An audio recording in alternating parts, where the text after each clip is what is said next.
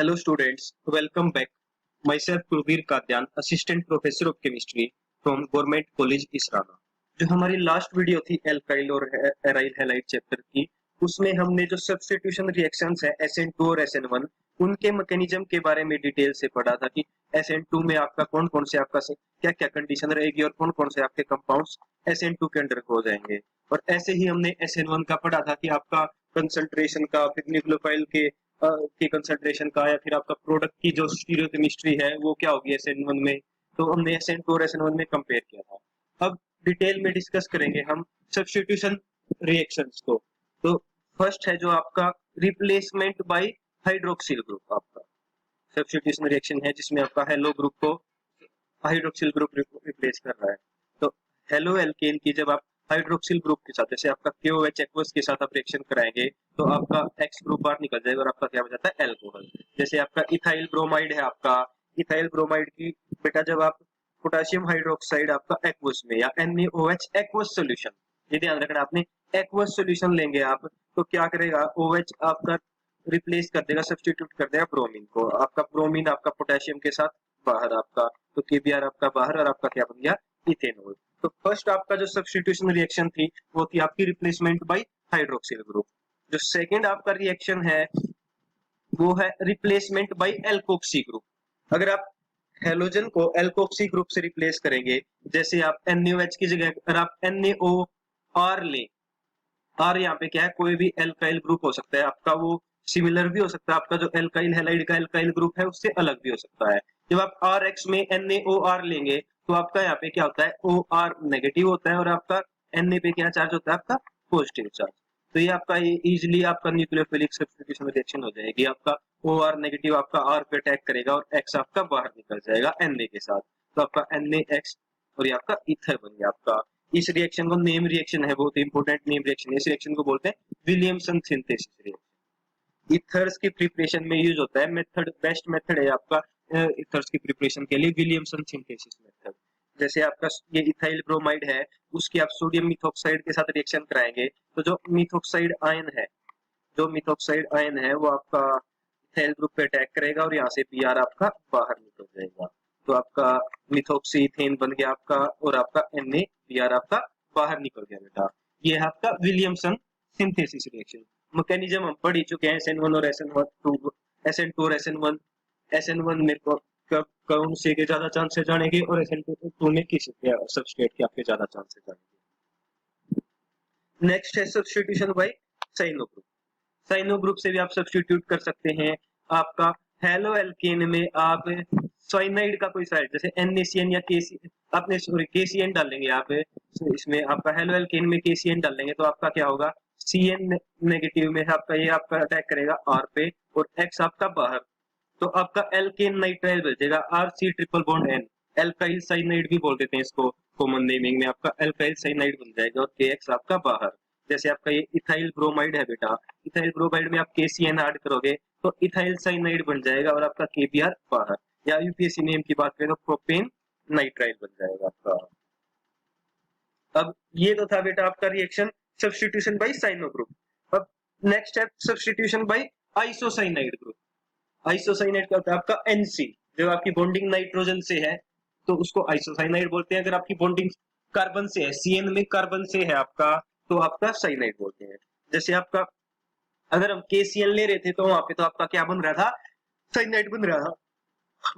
लेकिन आपका जब इथाइल ब्रोमाइड में आप बेटा AgCN का एल्कोहलिक सोल्यूशन डालेंगे आपका सिल्वर साइनाइड का, तो आपका क्या होगा, इथाइल आइसोसाइनाइड। आपका नाइट्रोजन की साइड से बॉन्डिंग होगी आपका, तो आपका क्या बनेगा, इथाइल आइसोसाइनाइड और सिल्वर ब्रोमाइड आपका क्या निकल जाएगा, बाहर निकल जाएगा। तो ये था आपका आइसोसाइनाइड से। ये याद रखना आपने, KCN से तो आपका बन रहा है साइनाइड और AgCN से बन रहा है आइसोसाइनाइड। तो क्यों होता है ऐसा, अब ये आपको पता है कि साइनाइड आपका क्या है, एम्बिडेंट लिगेंड है। एम्बिडेंट लिगेंड्स क्या होते हैं, अपने सेकंड अपने पढ़ रखा है कोऑर्डिनेशन में, 12th में आपने कोऑर्डिनेशन केमिस्ट्री में आपने पढ़ रखा है। एम्बिडेंट न्यूक्लियोफाइल्स क्या होते हैं, ऐसे nucleophiles which have 2 donor atoms या मोर देन 2 डोनर एटम्स, जिनके पास 2 या 2 से ज्यादा डोनर एटम्स हैं, तो उनको क्या बोलेंगे, एम्बिडेंट न्यूक्लियोफाइल, लेकिन एक टाइम पे क्या है, एक ही करता है। टू डोनर साइट्स है मोनोडेंटेट लिगेंड। डेफिनेशन एग्जैक्ट क्या होती है, monodentate nucleophiles having two donor sites means bond एक ही बनाएगा लेकिन डोनर साइट क्या है, दो है। तो कोई भी दोनों में से कोई भी डोनेट कर सकता है लेकिन एक टाइम पे एक ही करेगा आपका। तो साइनाइड आपका क्या है, एम्बिडेंट न्यूक्लियोफाइल है। अब बेटा क्या है, साइनाइड में आपका क्या होता है, दो हाइब्रिड होता है आपका दो कंट्रीब्यूटिंग स्ट्रक्चर्स का।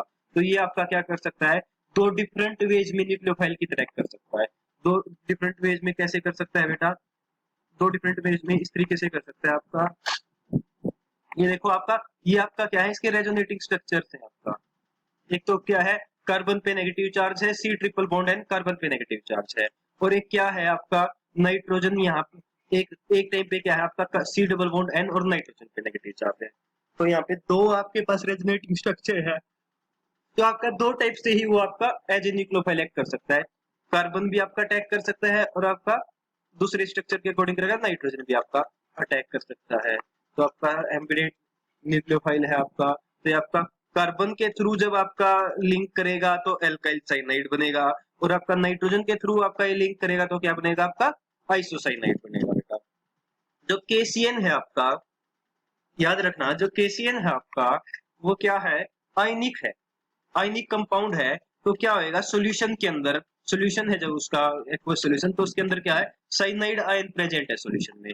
तो वहां पे क्या है, कार्बन भी अवेलेबल डोनेट कर सकता है और नाइट्रोजन भी डोनेट कर सकता है इलेक्ट्रॉन पेयर।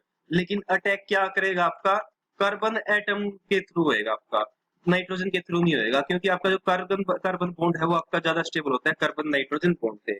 क्योंकि आपका अटैक किस पे करना है, कार्बन पे अटैक करना। देखो एल्काइल हैलाइड है, आप एल्काइल हैलाइड की साइनाइड के साथ रिएक्शन करा रहे हैं।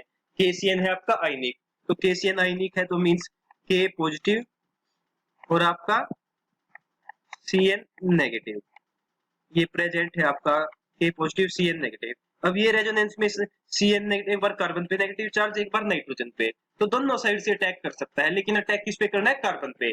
तो कार्बन अटैक करेगा तो कार्बन कार्बन बॉन्ड बनेगा, नाइट्रोजन अटैक करेगा तो नाइट्रोजन नाइट्रोजन बॉन्ड बनेगा। तो जो कार्बन कार्बन बॉन्ड है वो ज्यादा स्ट्रॉन्ग होता है, इसलिए आपका अटैक किससे होता है, कार्बन साइड से। तो अब आपके माइंड में क्वेश्चन आएगा, तो फिर तो एजीसीएन के केस में भी ऐसा ही होना चाहिए था, वहां पे भी कार्बन से ही अटैक होना चाहिए था जब कार्बन कार्बन बॉन्ड स्ट्रांग होता है। लेकिन आपका क्या है, एजीसीएन आपका क्या है, कोवलेंट है नेचर में।